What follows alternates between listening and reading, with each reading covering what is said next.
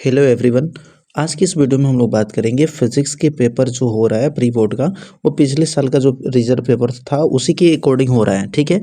और इसका जो कोड रहने वाला है बच्चा 346 VCJ रहने वाला है। ये 2025 का रिजर्व पेपर है। और आपके जो पेपर स्कूल में होगा प्री बोर्ड का सेम टू सेम यही मिलने वाला है। और मेरे प्रिय साथियों, यदि चैनल पे आप नए होंगे तो चैनल को सब्सक्राइब कर लेंगे और अपने दोस्तों के साथ शेयर करेंगे ज़रूर इस पेपर को, ठीक है। तो शुरू करते हैं। तो पूरा के पूरा आप इस क्वेश्चन को पढ़ के जाइएगा, एकदम हूबहू क्वेश्चन आपके पेपर में मिलने वाला है, राइट। तो मैं शुरू करता हूँ इसके आगे के क्वेश्चनों के बारे में, ठीक है। और देखो आगे वाला जो क्वेश्चन दिया हुआ है इसमें कि पहला जो क्वेश्चन पूछा गया है, निम्न में से कौन सा विद्युत क्षेत्र का मात्रक नहीं है। तो याद रखिएगा इसका ऑप्शन नंबर जो सही होने वाला है सी नंबर सही होने वाला है, राइट। दूसरा जो क्वेश्चन पूछा गया है कि एक समान चुंबकीय क्षेत्र वेक्टर V में बल रेखाओं के समांतर एक इलेक्ट्रॉन नियत वेग v से चलता है तो इलेक्ट्रॉन पर लगने वाला बल कितना होगा। तो याद रखना भाई 0 होने वाला है, ठीक है। लेंस का नियम किस संरक्षण के नियम पर आधारित है। तो याद रखिएगा ऊर्जा संरक्षण के सिद्धांत पर आधारित है। जो ये न्यूमेरिकल पूछा गया है आपके 40 सेंटीमीटर फोकल दूरी के उत्तल लेंस 25 सेंटीमीटर फोकल दूरी के अवतल लेंस के संपर्क में रखने पर बने लेंस के युग्म की जो क्षमता होने वाली है -1.5 डायोप्टर, ठीक है भाई। अब बात करते हैं हम लोग नेक्स्ट क्वेश्चन के बारे में। और नेक्स्ट क्वेश्चन यहाँ पर दिया हुआ है कि गतिमान आवेशित कण से संबद्ध डी ब्रोगली तरंग की तरंगदैर्ध्य कण किन बातों पर निर्भर करता है, यानी कि डाटा निर्भर करता है, पूछा गया आपसे। तो याद रखिएगा ये द्रव्यमान पर भी निर्भर करता है ना, आवेश पर भी निर्भर करता है और वेग पर भी निर्भर करता है। अर्थात ऑप्शन नंबर जो 4th होगा उपयुक्त तो सभी पर ये निर्भर करता है, याद रखेंगे, ठीक है। अर्धचालकों की चालकता, याद रखिएगा जब अर्धचालकों की चालकता जो होती है टेम्परेचर कम होता है तो कम आती है और ज़्यादा होता है तो ज़्यादा आती है। तो याद रखिएगा बोला कि ताप पर निर्भर करता है, गलत बात है। दूसरा पूछ रहा है कि ताप के अधिक होने पर बढ़ती है। तो राइट आंसर जो होगा ताप के बढ़ने पर बढ़ती है, ठीक है भाई। तो यहाँ तक आप लोगों ने समझ गए होंगे, ठीक है। तो मैं आगे बात कर रहा हूँ दूसरे क्वेश्चन की तरफ जो खंड ब है, ठीक है। दूसरा क्वेश्चन पूछा गया ओम के नियम की सीमाएं लिखिए। जो बी नंबर का क्वेश्चन रहने वाला है इसमें बोला गया कि LCR परिपथ की शक्ति गुणांक का व्यंजक लिखिए, ठीक है भाई। तीसरा जो है न्यूमेरिकल से है, किसी परिपथ में 0.1 सेकेंड में धारा 5 एम्पियर से 0.0 एम्पियर तक गिरती है। यदि औसत प्रेरित विद्युत वाहक बल जो है 100 वोल्ट है तब परिपथ में 100 प्रेरकत्व का आकलन कीजिए, ठीक है। तो इस क्वेश्चन को भी आपको हल करने होंगे, न्यूमेरिकल है। विद्युत चुंबकीय स्पेक्ट्रम में सबसे बड़ी और सबसे छोटी तरंगों के नाम बताइए। डी नंबर जो क्वेश्चन इसमें पूछा गया है कि विद्युत चुंबकीय स्पेक्ट्रम में सबसे बड़ी और सबसे छोटी तरंगदैर्ध्य के नाम बताइए, ठीक है। अब बात करते हैं हम लोग आगे, ठीक है। ध्यान देना जो अगले पेज पे क्वेश्चन है आपके इसमें पूछे गए उसमें बोले गए कि हाइगेंस के परमाणु में अंतरतम इलेक्ट्रॉन की जो त्रिज्या है, इलेक्ट्रॉन की जो कक्षा है उसकी त्रिज्या है 5.3 × 10⁻11 मीटर है। और कक्षा जो है n=2 की त्रिज्या क्या होगी, ये आपसे पूछा गया है, न्यूमेरिकल का है। आइंस्टीन का प्रकाश वैद्युत समीकरण क्या होता है, इसके बारे में भी आप देख सकते हैं। यदि इसका पूरा प्रूफ देखना चाहते हैं तो चैनल पे आप जाकर के देख सकते हो, राइट। तीसरा जो क्वेश्चन है यहाँ पर न्यूमेरिकल का ही है। 2 ओम 3 ओम और 5 ओम के 3 प्रतिरोध 10 वोल्ट की बैटरी के समांतर क्रम में जोड़े हैं। तो 3 ओम के प्रतिरोध में प्रवाहित धारा की गणना कीजिए, राइट। बी नंबर इसका क्वेश्चन पूछा गया कि विराम अवस्था में इलेक्ट्रॉन के द्रव्यमान की तुल्य ऊर्जा की गणना मेगा इलेक्ट्रॉन वोल्ट में कीजिए। विराम अवस्था में ई का जो द्रव्यमान है 9.1 × 10⁻31 kg है, ठीक है। और सी ऑप्शन जो सी नंबर का जो क्वेश्चन पूछा गया है इसमें बोला गया है कि यदि अर्ध तरंग दृष्टिकारी में निवेश आवृत्ति 50 हर्ट्ज है तो निर्गम आवृत्ति क्या होगी। समान निवेश आवृत्ति हेतु पूर्ण तरंग दृष्टिकारी का निर्गम आवृत्ति क्या होगी, ठीक है।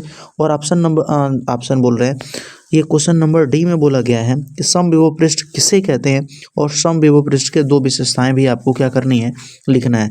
देखो भाई यदि आप इस क्वेश्चन को आप ढूंढ के कर लेते हो तो बेहतर है। यदि आप इसका पूरा सॉल्यूशन चाहते हैं तो कमेंट बॉक्स में आप सॉल्यूशन लिख करके भेजिएगा, मैं इसका सॉल्यूशन भी प्रोवाइड करा दूंगा, राइट। ठीक है भाई, हम लोग चलते हैं नेक्स्ट क्वेश्चन की तरफ। और नेक्स्ट क्वेश्चन जो इसमें पूछा गया है खंड द से पूछा गया है। ठीक है भाई, और खंड द में ये बोला गया है ना, यहाँ पर देख रहे होंगे खंड द है। और खंड द में चौथा का ए जो पूछा गया है, प्रिज्म के पदार्थ का अपवर्तनांक का सूत्र अल्पतम विचलन कोण और प्रिज्म कोण के पदों में क्या करिए, निर्गमित कीजिए। ठीक है, इसको मतलब सिद्ध करके निकाल लेना है आपको। बी नंबर जो है दिखाए कि विद्युत शक्ति पी द्वारा किसी, है ना, बी नंबर में बोला गया है कि दिखाइए कि विद्युत शक्ति पी द्वारा किसी पदार्थ के एकांक आयतन में प्रति सेकंड उत्पन्न ऊष्मा जे स्क्वायर रो या ई स्क्वायर बटे में रो होती है, जहाँ रो जो है विशिष्ट प्रतिरोध और जे जो है धारा घनत्व तथा ई जो है विद्युत क्षेत्र की तीव्रता है। ठीक है, इसको प्रूव करना है एक तरह से आपको। क्वेश्चन नंबर जो सी है, इसमें यह बोला गया है किसी निर्धारित समय पर पृथ्वी के चुंबकीय क्षेत्र का क्षेत्रीय घटक 3.0 × 10⁻⁻5 टेस्ला है तथा इस क्षेत्र की दिशा भौगोलिक दक्षिण से भौगोलिक उत्तर की ओर है। किसी अत्यधिक लंबे सीधे चालक से 1 एम्पीयर की दिशा 1 एम्पीयर की अपरिवर्तित धारा प्रवाहित हो रही है। जब यह तार किसी क्षैतिज मेज पर रखी है तथा विद्युत धारा के प्रवाह की दिशाएं, पहला जो बोला गया है पूर्व से पश्चिम, दूसरा जो बोला जा रहा है दक्षिण से उत्तर की ओर है, तब तार के प्रति एकांक लंबाई पर कितना बल होगा, ये आपसे क्वेश्चन में पूछा गया है। अब बात करते हैं हम लोग अगले क्वेश्चन की। ये न्यूमेरिकल है आपके डी नंबर में। किसी कुंडली में चुंबकीय फ्लक्स निम्न समीकरण के अनुसार समय t के साथ बदल रहा है, जहाँ चुंबकीय फ्लक्स 5E = जो है 40² + 10t + 5 मिली वेबर है। 3 सेकंड के बाद कुंडली में प्रेरित विद्युत वाहक बल की क्या करना है, गणना करना है। ये भी न्यूमेरिकल है। यदि आप न्यूमेरिकल पूरे इस वीडियो का या जितने भी इस पेपर में न्यूमेरिकल पूछे गए हैं, यदि उसका न्यूमेरिकल आप देखना चाहते हैं तो आप शाम को 8 बजे जरूर जुड़िएगा। इसके न्यूमेरिकल को मैं सॉल्व करा दूंगा। राइट, चलिए आगे बात करते हैं। हम लोग लाइव क्लास में ही इसको सॉल्व करा देंगे। सी नंबर में जो पूछा गया है इसमें कि देहली तरंग दैर्ध्य किसे कहते हैं। सोडियम धातु से एक इलेक्ट्रॉन निकलने के लिए 2.3 इलेक्ट्रॉन वोल्ट ऊर्जा की आवश्यकता होती है। क्या 6800 एंगस्ट्रॉम तरंग दैर्ध्य वाले नारंगी प्रकाश द्वारा सोडियम पर प्रकाश विद्युत प्रभाव उत्पन्न होगा, इसके बारे में भी आपको बताना है। नेक्स्ट क्वेश्चन की मैं बात करूं तो 5वां जो क्वेश्चन यहाँ से स्टार्ट होता है, ये 3 नंबर का ये भी होता है। और इसमें देखेंगे जो ए नंबर क्वेश्चन में बोला गया है कि चुंबकीय द्विध्रुव आघूर्ण का परिभाषा लिखें। यह अदिश राशि है या सदी, इसका मात्रक भी आपको लिखना है। राइट, बी नंबर जो है एक न्यूमेरिकल आपके प्रत्यावर्ती जो धारा वाला चैप्टर है उसे पूछा गया है। यदि प्रत्यावर्ती धारा परिपथ में धारा तथा परिपथ का शक्ति गुणांक ज्ञात कीजिए। या तो ये आप कर सकते हो, ठीक है ना, ये आप कर सकते हो सिंपल। और एक अन्योन्य विद्युत चुंबकीय प्रेरण से रिलेटेड ये क्वेश्चन को डाल दिया गया है। ध्यान देना कि अन्योन्य प्रेरण से क्या तात्पर्य है। यदि किसी प्राथमिक कुंडली में 3 एम्पीयर की धारा 0.001 सेकेंड में शून्य कर दी जाए तो द्वितीय कुंडली में 15 किलोवोल्ट का प्रेरित विद्युत वाहक बल क्या होता है, उत्पन्न होता है। तो कुंडलियों के बीच अन्योन्य प्रेरण गुणांक ज्ञात कीजिए। ठीक है भाई, अब आगे बढ़ते हैं अपन। इसका सी नंबर में बोला गया है, ध्यान से देखिएगा, 25 मेगाहर्ट्ज जो है इसमें दिया गया है कि आवृत्ति की एक समतल विद्युत चुंबकीय तरंग निर्वात में x दिशा के अनुदिश गतिमान है। काल में किसी विशिष्ट बिंदु पर इसका विद्युत क्षेत्र वेक्टर E = 6.3 जूल न्यूटन प्रति कूलम है। इस बिंदु पर चुंबकीय क्षेत्र B का मान क्या करना है, आपको फाइंड आउट करने हैं। और डी नंबर जो इसमें क्वेश्चन दिया गया है, प्रकाश के व्यतिकरण से आप क्या समझते हो, उदाहरण देते हुए समझाएंगे। व्यतिकरण के लिए आवश्यक जो शर्त होती है उसको भी आपको लिखना होता है। इसमें आइंस्टीन का प्रकाश विद्युत समीकरण लिखिए तथा कार्यफलन देहली तरंग दैर्ध्य की परिभाषा भी आपको इसमें क्या करना है, लिखना है।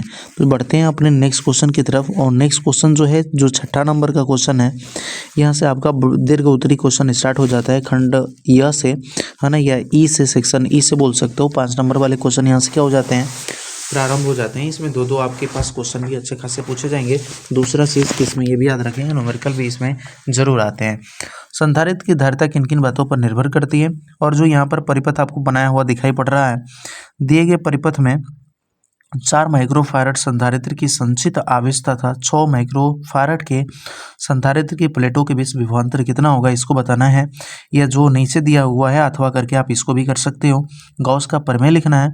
किसी प्लेट पर पृष्ठ आवेश का घनत्व जो है +1 माइक्रोकूलम प्रति मीटर स्क्वायर है, तो प्लेट के समीप इससे उत्पन्न विद्युत क्षेत्र की तीव्रता ज्ञात कीजिए यदि प्लेट जो है अचालक पदार्थ है।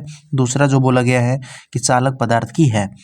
ठीक है, नेक्स्ट बात करें क्वेश्चन नंबर 7 की, तो क्वेश्चन नंबर 7 में बोला गया है, ध्यान देंगे कि किसी गोलीय पृष्ठ पर प्रकाश के अपवर्तन के सूत्र उपयोग करते हुए पतले लेंस के लिए फोकस दूरी के लिए सूत्र का निगमन करना है। ठीक है, या आप इसको नहीं करना चाहते तो आप इसको भी कर सकते हो, अथवा वाला, ये भी अच्छा क्वेश्चन है। विवर्तन किसे कहते हैं? विवर्तन तथा व्यतिकरण में 2 अंतर लिखना है। प्रयोगशाला में एक रेखा छिद्र द्वारा प्रकाश का विवर्तन को क्या करना है? प्रदर्शित कराना है। विवर्तन प्रतिरूप पर क्या प्रभाव पड़ेगा? कंडीशन बता रखा है पहला वाला कि पहले से कम तरंगदैर्ध्य का प्रकाश प्रयुक्त किया जाए। दूसरा, रेखा छिद्र को कुछ और संकरा कर दिया जाए। संकरा का मतलब और पतला कर दिया जाए तो क्या प्रभाव आपको देखने को मिलेगा। अब बढ़ते हैं हम लोग नेक्स्ट क्वेश्चन की तरफ, जो क्वेश्चन नंबर 8 है। इसमें बोला गया आपके हाइड्रोजन परमाणु के लिए बोहर परिकल्पनाएं लिखनी है और हाइड्रोजन परमाणु की 9वीं कक्षा में इलेक्ट्रॉन का ऊर्जा का सूत्र क्या होता है, और हाइड्रोजन परमाणु में प्रथम उत्तेजन विभव और आयतन विभव है ना, यह आयतन नहीं होना चाहिए, आयनन होना चाहिए। आप लोग आयनन विभव लिखिएगा। आयनन विभव का मान क्या करना है, आपको ज्ञात करना है। अथवा करके इसमें बोला गया है कि नाभिकीय संलयन क्या होता है, इस प्रक्रिया द्वारा सूर्य में ऊर्जा कैसे उत्पन्न होती है, यदि ड्यूटेरियम अर्थात 1s2 तथा अल्फा कण 2He4 के लिए प्रति न्यूक्लियन बंधन ऊर्जाएं क्रमशः B1 और B2 है, तो 1s2 + 1s2 change 2He4 + Q में मुक्त ऊर्जा Q का मान कितना होगा, ये भी आपको बताने हैं। ठीक है भाई, अच्छा क्वेश्चन है। 9 नंबर का जो क्वेश्चन है ये आपसे पीएन संधि डायोड से है। पीएन संधि डायोड में अवक्षय परत और विभव प्राचीर कैसे बनते हैं, इसके बारे में लिखना है। संधि को अग्र अवनत तथा पश्च अवनत करने पर इस पर क्या प्रभाव पड़ता है, इसके बारे में भी बताना है। अग्र वाले में भाई धारा प्रवाहित होती है, और यदि पश्च की बात किया तो उसमें धारा जो होती है काफ़ी क्षीण होती है, लगभग नगण्य होती है। दिए गए परिपथ में दोनों डायोडों में प्रत्येक का अग्र प्रतिरोध जो है 50 ओम तथा पश्च प्रतिरोध जो है अनंत है। यदि बैटरी 6 वोल्ट की है तो 100 ओम के प्रतिरोध में धारा का मान ज्ञात करना है इस फिगर के अकॉर्डिंग, राइट।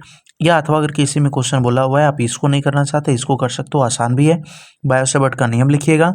बायो-सेवर्ट के नियम से विद्युत धारावाही वृत्ताकार कुंडली के केंद्र पर चुंबकीय क्षेत्र के लिए व्यंजक अर्थात सूत्र का निगमन कर दीजिएगा। ये भी काफ़ी अच्छा क्वेश्चन है। तो आई होप पूरी की पूरी इस पेपर के बारे में आप लोग समझ गए होंगे। यदि किसी भी प्रकार का आपको डाउट होगा या किसी क्वेश्चन के बारे में आपको नहीं पता होगा, कमेंट बॉक्स में बताइएगा, मैं उसका सॉल्यूशन दे दूंगा। ठीक है भाई, मिलते हैं हम लोग नेक्स्ट वीडियो में, तब तक के लिए धन्यवाद।